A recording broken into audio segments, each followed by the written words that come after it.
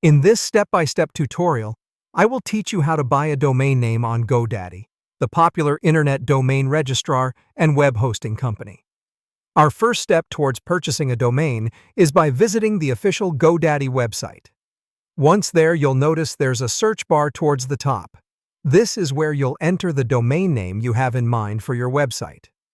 After you've entered your desired name, press the search button to check if it's available for purchase.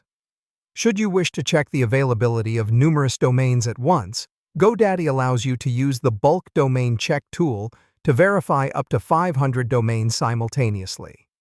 Definitely a handy tool if you're running a business and need to secure multiple domain names.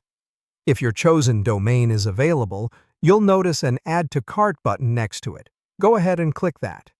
You might also notice that GoDaddy will suggest a few alternative domain extensions, which you could consider adding to your cart.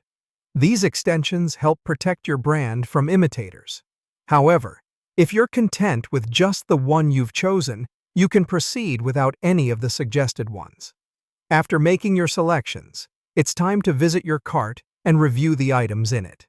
This is also a good time to decide on the length of your domain registration. GoDaddy allows you to choose the length that suits you, whether that's 1 year or longer. In addition, you'll also be presented with a range of optional extras, like domain privacy and protection, along with a starter website and professional email. Remember to only add what you think you'll need.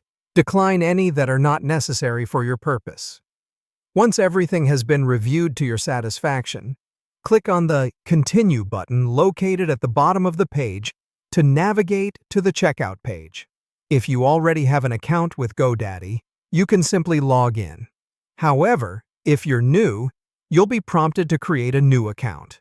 You'll be required to enter your billing and payment information, so have that handy. Once that's done, you'll be presented with your order summary for one last review. This summary will include the domain name, registration period, and the total cost of your purchase.